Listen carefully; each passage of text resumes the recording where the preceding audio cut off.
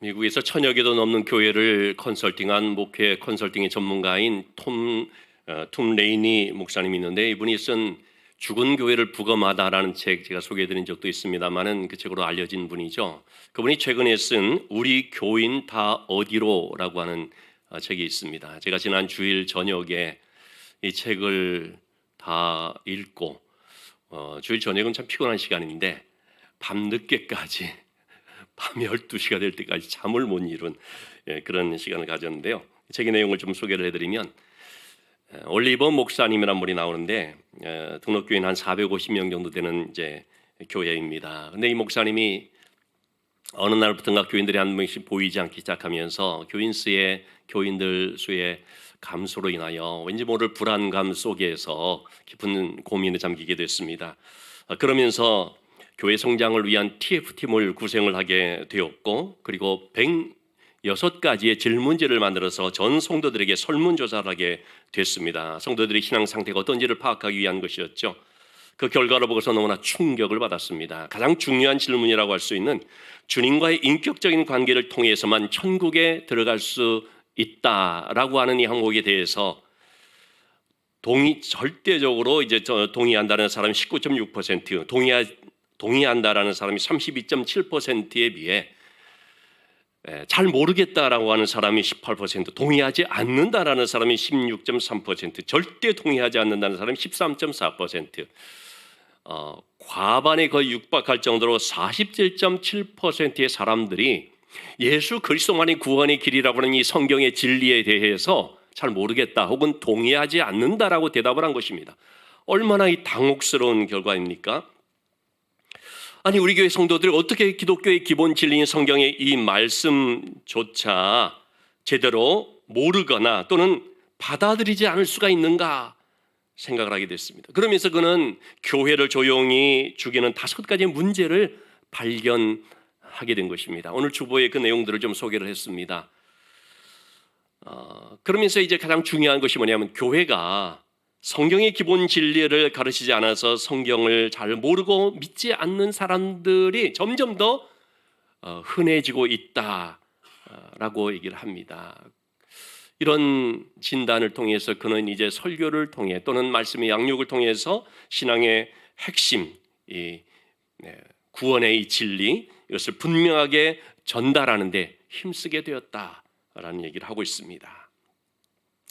여러분, 우리가 교회를 나오는데 저마다 이런저런 이유로 교회를 나오겠지요. 어떤 분들은 그야말로 어려서부터 교회를 다니는 것이 일상화되어 있으니까 소위 모태 신앙, 믿는 가정에서 태어나니까 종교적인 습관을 따라서 나오는 경우도 있지요. 어떤 사람들은 평안을 얻기 위해서 나오기도 하고, 어떤 분들은 복받기 위해서 나온다고 하고, 어떤 분들은 가정의 평안을 위해서 마누라 등살에 할 수 없이 나갔다, 뭐 그런 분도 있을 수가 있죠. 그런 분이 있으면 시험 들지 마시기 바랍니다. 절대로 그걸 말하려는 것이 아니라, 우리가 교회를 나오는데 이런저런 이유로 해서 나올지라도 어쨌든 나와서 어떻게 해야 됩니까? 하나님의 말씀을 통하여서 믿음을 가져야 된다는 것입니다. 어떤 연유로 나왔다 할지라도 다 괜찮고 또 하나님께서 부르시고 인도하신 것이라고 하겠습니다. 그런데 나오기만 하면 된다는 것이 아닙니다. 예배에 참석만 하고 된다는 것이 아닙니다.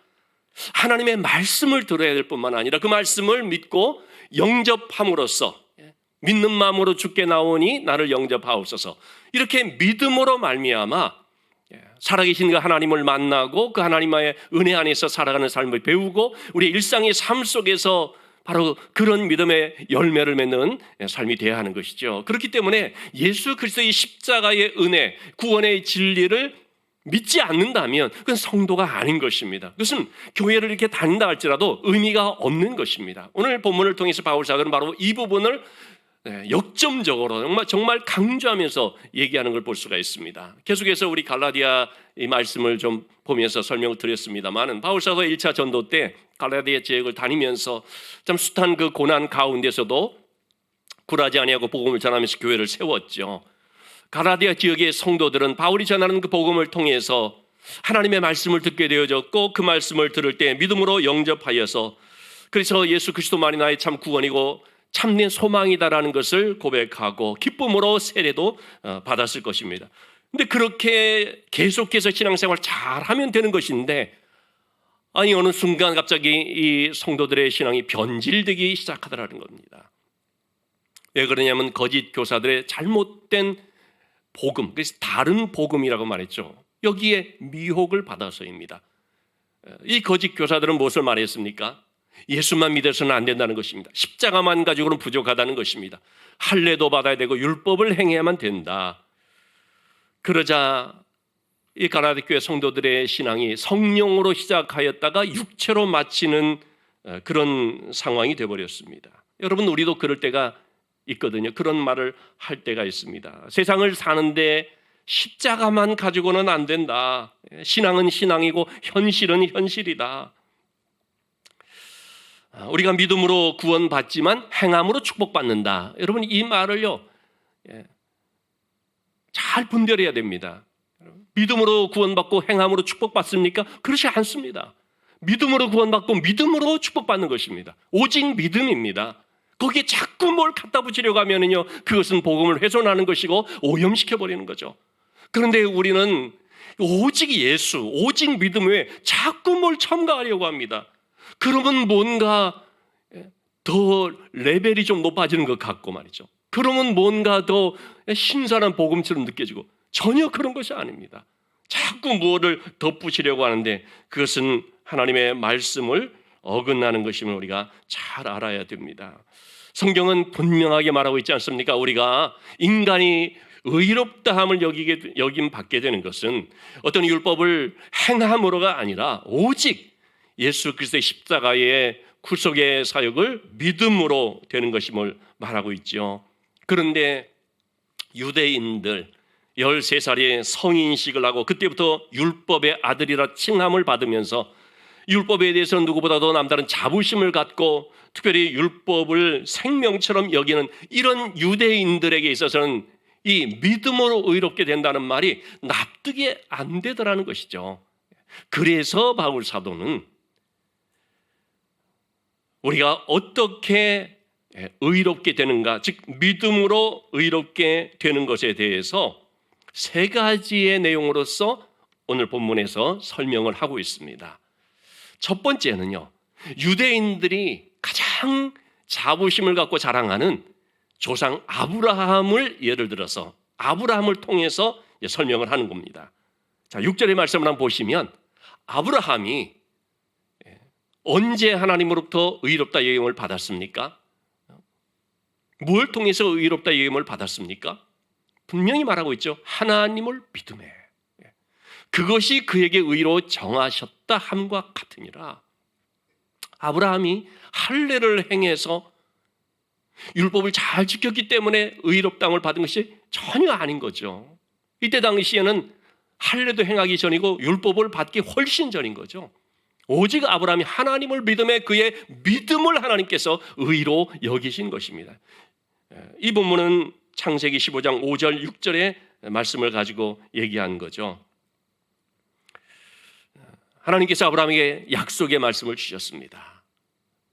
자녀 한 명 없는, 자녀로 인하여서는 아무 소망이 없었던 그런 아브라함에게 앞으로 너의 자손을 하나님께서 번성하게 해주시는데 어느 정도로 번성케 해주신다고 말씀하느냐면 아브라함을 밖으로 데리고 나가서 밤하늘의 별을 바라보도록 하는 거죠. 이 별들을 셀 수가 있느냐? 못 세지요. 셀 수 없을 만큼 너희 자손들이 번성하게 될 것이다. 그 말씀을 주신 것입니다. 아브라함이 하나님을 믿었는데 물론 하나님의 살아계심, 하나님의 존재 자체를 믿는 것도 믿음에 포함되겠지만 그보다도 하나님을 믿었다라고 말할 때 뭘 믿은 것입니까? 하나님의 약속을 믿은 것입니다. 하나님의 신실하심을 믿은 것입니다. 하나님의 능력을 믿은 것입니다. 그것이 하나님 자체를 믿는 것을 말합니다.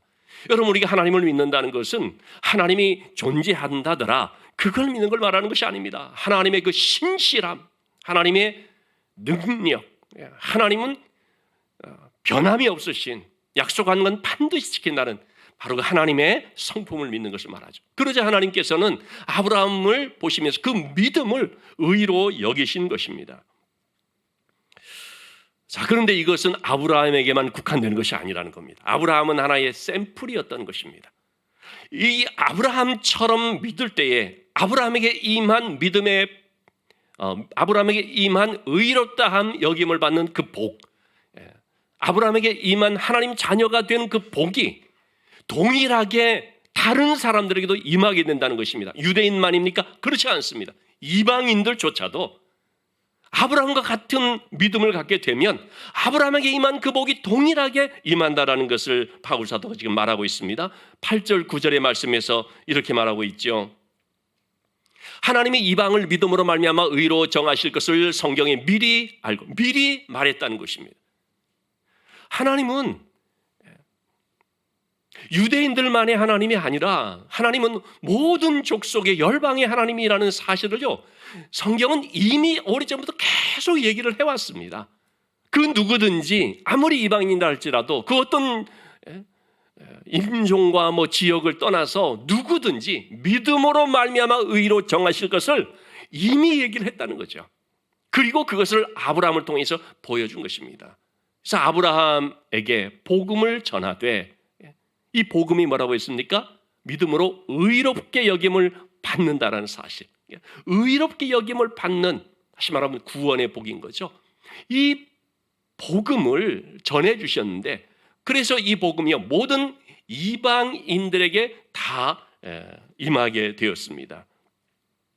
때문에 믿음으로 말미암아서 이방인들이라 할지라도 믿음으로 말미암은 자는 믿음이 있는 아브라함과 함께 복을 받느니라. 여러분, 이 함께라는 말이 성경에서는 굉장히 중요한 의미라는 걸 우리가 알 수 있죠. 연합, 다시 말하면 묶여지는 걸 말하죠. 우리가 아브라함처럼 믿음을 가지면 아브라함과 같이 연합, 묶여지는 것입니다. 그래서 아브라함에게 주신 약속이 우리가 동일하게 받는 약속이 되고, 아브라함에게 임한 복이 우리에게 동일하게 임하게 되는 것입니다. 우리가 예수 그리스도와 함께라고 말할 때도 뭡니까? 주님과 함께 연합이 되는 거죠. 그래서 주님이 십자가에서 죽을 때 우리가 같이 죽는 것이고, 죽은 것이고, 주님이 부활하심으로 말미암아 우리가 함께 부활하고 새 생명을 얻게 되는 거죠. 이게 함께라는 말이거든요. 그처럼 아브라함과 우리가 하나로 묶여져 있습니다. 그래서 아브라함이 믿는 그 믿음을 우리가 가지면 아브라함과 동일한 복을 우리가 누리게 되는 것입니다. 여러분, 사실 우리는 원래 의롭지 않은 자들이죠. 그야말로 하나님을 떠나서 하나님의 진노 아래에 놓일 수밖에 없는 자들이죠. 그런데 우리가 예수 그리스도를 믿으면 오직 유일하신 의로우신 단 한 분 예수 그리스도를 우리가 믿으면 그 예수 그리스도의 의가 우리에게 더 씌워져서 전가되다라고 표현하죠.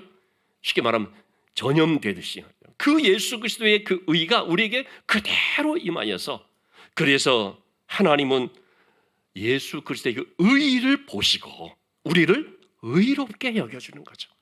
때문에 여러분, 내 안에 예수 그리스도가 계십니까? 그러면 하나님은 우리의 육신의 겉모습이 아니라 우리 중심에 있는 예수 그리스도를 보고 우리를 의롭게 여겨주시는 거죠. 이것이 바로 믿음으로 의인됨이다라는 뜻이 되겠습니다. 바울 사도는 아브라함의 예를 들어서 먼저 설명을 했습니다. 두 번째로 또 바울은 믿음으로 의롭게 된다는 사실을 율법을 통하여서 설명을 합니다. 왜 율법을 통해서는 우리가 의롭게 될 수가 없는지, 율법의 불가능성 혹은 율법의 한계성을 이제 얘기를 합니다. 10절에서 11절의 말씀입니다. 우리가 율법을 지킨다라는 것은 결국 무슨 뜻이냐? 율법책에 기록된 대로 모든 일을 항상 행하는 것이다 라는 것을 말합니다. 바울도 그랬던 사람이거든요. 율법의 1.1획을 어기지 않기 위해서 무던히 힘을 썼던 사람이었습니다. 왜? 그게 율법을 지키는 것으로 믿었기 때문에, 그로 말미암아 의롭게 될 수 있다고 생각을 했기 때문에, 만약에 그런데 이 율법에 있어서 단 하나라도 잘 지키다가 어느 하나를 범하게 되고 사소한 어떤 하나라도 지키지 않게 되면 그건 뭡니까?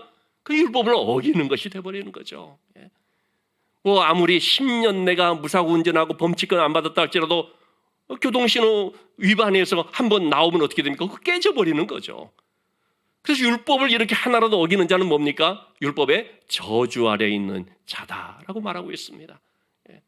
단 하나라도 어기게 되면 그것은 율법의 저주에 속하게 되어버리는 거죠. 그만큼 여러분, 율법을 지킨다라는 것이 어떤 의미인지를 말해주고, 율법의 완벽성, 율법은 완전함을 요구하기 때문에 반드시 하나도 어김없이 지켜야 된다는 것입니다. 그러나 그럴 수 있는 사람이 있습니까? 아무도 없죠. 하나님 앞에서, 사람들 앞에서 아닙니다. 사람들 앞에서는요, 우리끼리 서로 뭐 내가 지키니 안 지키니, 내가 너보다 낫니, 이런 얘기할지 모르지만 하나님 앞에서는 그렇게 말할 수 있는 사람이 아무도 없죠. 아무도 율법으로 말미암아서 의롭게 될 수 있는 사람이 없다라는 것입니다.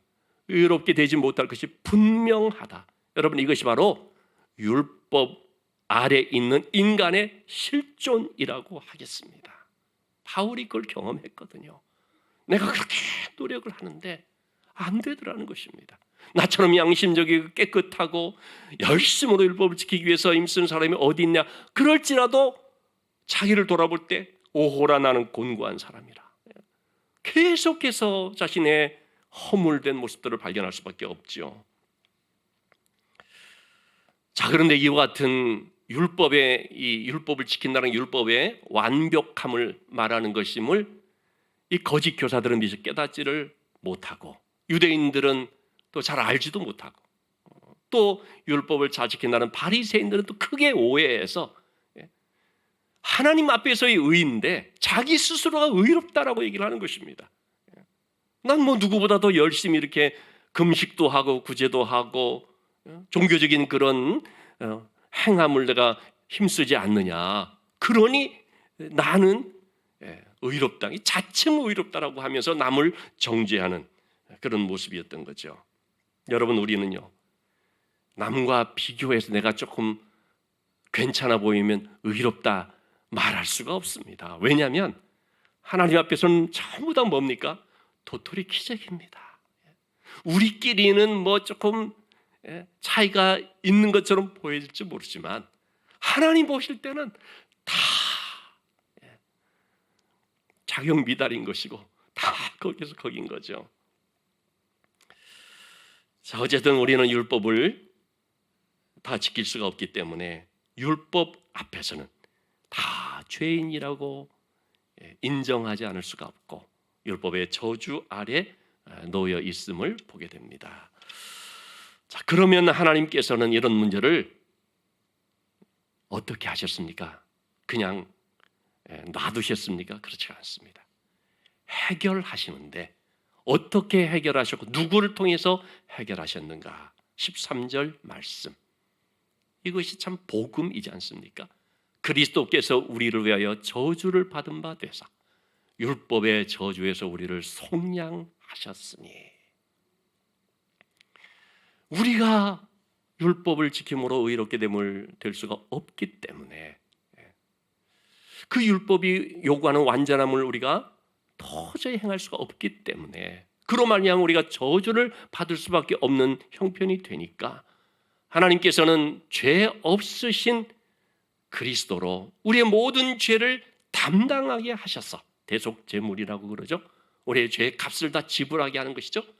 우리 대신 우리가 받아야 될 저주를 받게 하셨다는 것입니다. 그래서 율법의 모든 요구를 이루어 주신 거죠. 그 율법의 저주에서 우리를 속량이라는 말은 대가를 지불해서 그를 자유케 해주는 걸 말하거든요. 노예 시장에서 그 노예의 몸값을 지불하면 그 노예가 자유하게 되는 것처럼 이게 속량이라는 말이죠. 속해준다. 우리 주님이 자신의 몸을 대속제물로 내어주심으로 우리가 받을 그 모든 율법의 저주를 다 받으셔서 이제는 우리가 그 율법의 저주로부터 속량함을 받게 되었다는 것입니다. 우리 주님께서 나무에 달려 죽으셨는데 나무에 달린 자는 저주를 받은 자라고 했거든요.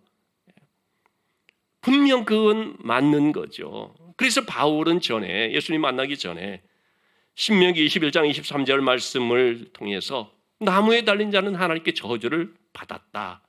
그래서 예수는 나무에 달려 죽었기 때문에 하나님의 저주를 받은 것이다 라고만 생각을 해서 예수는 이단이다 그러고 교회를 핍박하는데 앞장섰었죠. 근데 알고 보니 예수님이 나무에 달려 저주를 받은 게 누구를 위함이고 무엇 때문이었다는 걸 알았습니까? 그게 바로 우리가 받아야 될 저주를 대신 받은 것이고, 그분의 죽으심이 바로 우리의 몸 죄의 값을 대신 지불하는 대속제물이었다는 사실을 알게 된 거죠. 그로 말미암아 우리가 그 저주에서 해방되었다는 사실을 발견하게 된 것이죠. 그래서 그는 이 복음을 위해서 평생을 헌신하는 삶을 살게 되었습니다. 자, 이렇게 우리 주님께서 우리가 받을 저주를 대신 받았는데, 그럴 때 이 구원이 어떻게 우리에게 임하게 되는가? 14절 말씀입니다. 자, 예수 그리스도 안에서 아브라함의 복이 이방인에게 미치게 하고 그랬거든요. 이 아브라함의 복이라는 것은 좀 전에 말씀드린 것처럼 의롭다 여김을 받는 복이라고 했죠. 이것이요, 이방인에게 미쳤다, 즉 이르렀다라는 뜻입니다. 도달했다는 뜻입니다. 복음이 전해지면 복음이 전해진 그곳에 도달하게 되는 거죠. 그렇다고 해서 다 구원받는 건 아니죠. 도달한 것입니다. 자, 이렇게 복음이 이방인에게 도달하게 됐는데, 그럴 때 그것을 영접하는 사람이 있고 영접하지 않는 사람이 있죠. 그 복음이 도달했을 때 그것을 나에게 주시는 복음으로서 받아들이고 붙잡는 사람들은 어떻게 됩니까? 믿음으로 말미암아 성령의 약속을 받게 된다는 것입니다. 왜 아브라함을 통해서 이 복음이 전해졌느냐? 그것을 듣고 믿는 자들이 성령의 약속을 받게 하기 위해서. 참, 그래서 여러분, 제가 서두에도 말씀드렸지만 교회에 나오게 된 것, 어떤 이유로든 나오게 된 것은 뭡니까? 복음이 그에게 도달하게 된 상황입니다. 그럼 그걸로 만족하면 안 되는 거죠. 나 가만히 있을 테니까 저절로 믿어질지어다. 이게 안 되는 겁니다. 내가 믿는 겁니다. 물론 믿음이라는 것은 나의 능동적인 적극적 의지를 갖고서 되어지는 것만은 아니지만, 그러나 여러분, 주님이 들어오시려면 어떻게 됩니까? 내가 일단 마음의 문을 열어야 하지 않습니까? 문 닫아놓고 주님 들어오세요, 그런 것이 아니죠. 내가 먼저 영접하는 이 문을 여는 것이 있어야 되죠. 거기서 믿음이 시작이 되는 거죠. 어쨌든 이렇게 믿는 자 가운데 구원이 임하고 성령의 약속이 임하게 되는 것입니다. 여러분, 성령은 우리를 강하게 하고 이 고난의 세상을 살아갈 수 있는 힘을 얻게 하는 분입니다. 여러분, 하나님은 우리가요, 죄 가운데 좌절하며 질책하면서 낙심 가운데 방황하는 삶을 살기를 원하지 않습니다. 하나님은 우리가 그 어떤 죄악 가운데 있었다 할지라도 예수 믿음으로 성령의 능력을 힘입어서 하나님을 의지하며 또 하나님의 은혜 가운데 살기를 원하십니다. 이러한 하나님의 은혜의 삶을 살기 위해서는 어떻게 해야 되느냐? 반드시 십자가를 붙잡아야 됩니다. 오직 십자가의 구원을 믿는 믿음만이 그것을 가능하게 하는 것입니다. 십자가를 붙든다라는 그걸 믿음이라고 할 수가 있는데, 믿음이라는 말이 과연 뭐냐? 교회 다니면은 믿는 사람, 믿음에 대해서 많이 얘기를 하게 되는데, 히브리 원어 믿음 에무나라는 말은 아멘과 같은 어원에서 나왔다고 하죠. 이 아멘이라는 것이 뭡니까? 그냥 고개 끄덕이면서 수긍하는 것, 나도 동의해, 그런 것입니까? 그게 아니죠. 전적으로 신뢰하고 나를 의탁하는 것이 이게 믿음입니다. 좀 안다는 것, 그 믿음이 아니고, 나도 그렇게 생각해가 믿음이 아니라 내가 거기에 내 생명을 걸듯이 전적으로 맡긴다. 이것이 진짜 믿음이라고 하겠습니다. 그래서 여러분이 믿음이라는 말을요, 믿음을 대수롭게 여겨서는 안 됩니다. 하나님을 믿지 않는 이 불신앙이라는 것은요, 무서운 죄라는 걸 알아야 됩니다. 안 믿으면 뭐 구원받지 못하는 그 정도가 아니고 심판받는 것입니다. 여러분, 믿음이 없으면 우리가 하나님께 나갈 수가 없죠. 믿음이 없으면 우리의 죄 문제가 해결될 수가 없습니다. 믿음이 없으면 기도해도 응답이 안 되죠. 믿음이 없으면 하나님의 약속 놀라운 그 은혜들을 받을 수가 없습니다. 그렇기 때문에 주님을 전적으로 신뢰하고 말씀 그대로를 영접하는 이 믿음이 있어야 되고, 이 믿음이 바로 우리의 삶의 방식이 돼야 됩니다. 세상을 살아가면서도 믿음으로 우리가 사는 것입니다. 믿음을 가질 때 성경을 보더라도 그 말씀이 내 사건이 되고 더 내 믿음을 강화시켜주고 성장케 해주는 것이죠.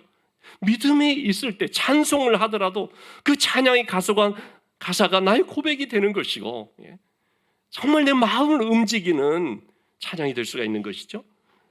믿음이 있어야만 그 믿음을 통해서 우리가 하나님의 은혜 가운데 살 수가 있는 것입니다. 왜 교회를 나오는가? 저에도 말씀드린 것처럼 왜 교회를 나오는가? 늘 우리가 질문해야 됩니다. 100년도 더 전에 영국의 그 부흥의 시절 유명한 설교자로 알려진 스펄전 목사님, 이분이 이제 이런 얘기를 했다고 합니다.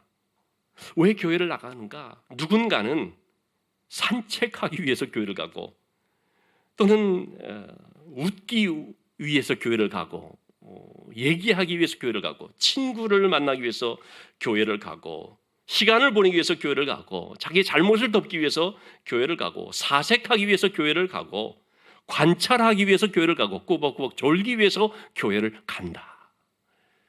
그런데 지혜로운 사람은 하나님께 예배하기 위해서, 다시 말하면 하나님을 만나기 위해서 교회를 간다는 것입니다. 여러분, 우리가 교회를 나오는데, 그래서 하나님을 만나야 되는데 어떻게 해서 우리가 하나님을 만날 수가 있습니까? 다른 게 아닙니다. 말씀을 듣고 믿음으로.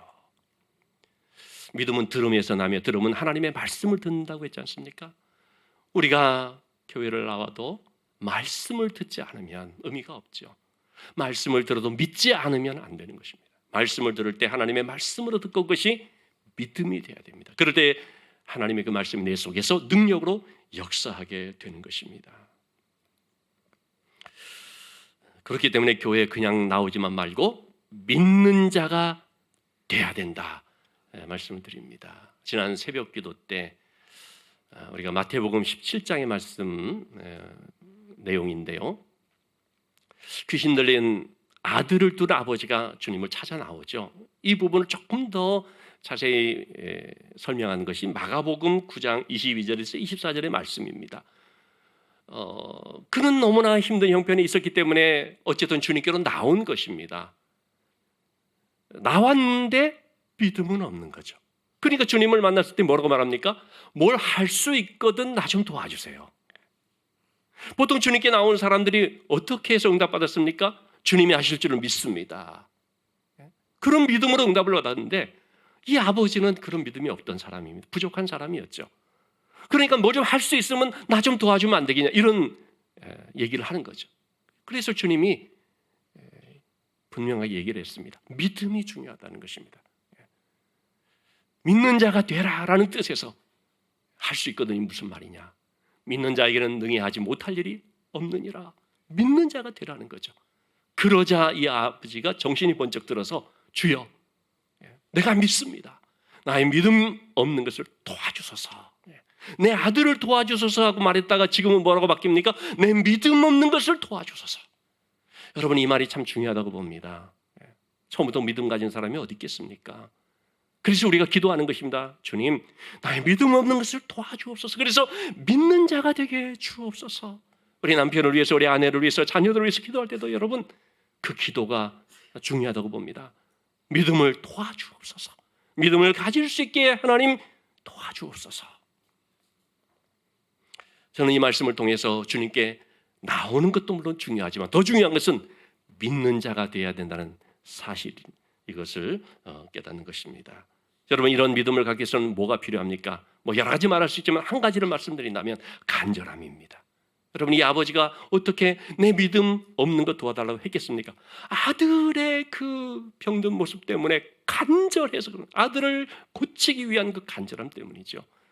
그래서 여러분, 비록 믿음이 없을지라도요, 간절함을 갖는 사람들이요, 주님을 만나고 응답받는 일들을 보게 됩니다. 지난 금요 심야기도회 때 한만두에 남미경 대표라는 분의 간증을 들었습니다. 이분이 잘 나갈 때는 한 달에요 만두로 1억씩 팔았다고 합니다.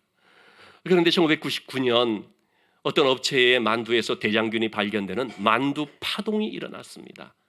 한 달에 한 봉지도 안 팔리는, 그야말로 그때 쫄딱 망했다고 합니다. 너무나 무너져버린 상황에서 뭐 할 게 없으니까 교회를 나갔는데 월요일부터 주일까지 일주일 내내 교회 가서 그냥 있는 것입니다. 뭐 하느냐? 기도합시다 하는데 자기는 그냥 졸고, 남들 뭐 하는 거 구경하고, 그냥 복 달라고, 그냥 그렇게 교회에만 있기는 있었던 것입니다. 그러던 어느 날 아마 주일 예배를 마치고 나오면서 교회 벽보에 게시판에 붙어있는 멕시코 아웃리치 단기 선교를 보게 되었다 합니다. 아내가 저기 한번 좀 참가해야겠다 그래서 지원하고 갔습니다. 그 멕시코에서 단기 선교를 하며 집회를 하는 저녁, 폭포수 같은 눈물이 쏟아진 것입니다. 그저 자기는 하나님께 복 달라, 그냥 뭐 복만 주시면 됩니다, 그런 신앙을 가졌었는데 자신의 그 모든 하나님 앞에서의 잘못된 것들이 벌거벗겨지듯이 쫙 이렇게 보여진 것이죠. 눈물로 회개하면서 그러면서 비로소 하나님을 만나게 되고 하나님의 도우심의 손길을 경험하게 되면서 일어서게 되었습니다. 여러분, 우리의 인생을 보면 얼마나 고단한 인생입니까? 누구나 다 인생의 짐, 무거운 짐에 시달립니다. 어느 한 사람이 아마 예외가 없을 것입니다. 여러분, 이런 고단한 인생 내 힘으로 살 수 있습니까? 우리 박영자 권사님이 문학나무 신인 문학상에 당선이 돼서 등단을 했습니다. 버거운 인생이라고 하는 작품으로 제가 보면서 단숨에 읽었는데요. 한 아버지의 고단한 인생을 그린 작품입니다. 참 가슴이 먹먹하더라고요. 이렇게 여러분, 그 한 아버지만이 아닙니다. 이 시대에 그 누구든 다 이러한 짐을 지고 갈등 속에서 또 그렇게 수고하고 애쓰는데, 그런데 어떤 열매도 많지 않은 그런 것들을 우리가 경험을 하지 않습니까? 여러분, 이런 세상을 우리가 살아가는데 내 열심과 능력을 의지해서 살 수가 있는가? 그런 사람들이 많이 있죠. 여러분, 그렇게 되는 것이 아니지 않습니까? 하나님을 의지해야 됩니다. 하나님의 도우심을 구해야 됩니다. 그래서 우리가 오늘도 교회를 나오는 것이죠. 한국의 대표적인 지성이라고 일컬어지는 이어령 박사, 참 노년에 예수 그리스도를 만나서 세례를 받고 그리고 신앙인으로서 인생을 마치게 됐는데, 그에게 왜 교회 가느냐고 비난하는 사람들이 있었다고 합니다. 지성인이라고 한다면 집에서 점잖게 찬송을 부르고 성경을 보면서 그러면 되지, 뭐 사람들 앞에 나서서 예수 믿는 티를 내느냐. 그런 말을 할 때마다 이어령 박사는 얘기하기를, 우리가 먹어도 배가 고프고 놀아도 심심하고 뭘 열심히 배워도 답답하고 그렇지 않느냐. 한마디로 말하면 영혼의 그 칼칼함, 답답함, 갈급함을 말하는 거죠. 그럴 때 우리가 갈 수 있는 곳이 어디냐? 교회밖에 없지 않느냐 이거죠. 교회밖에 없습니다.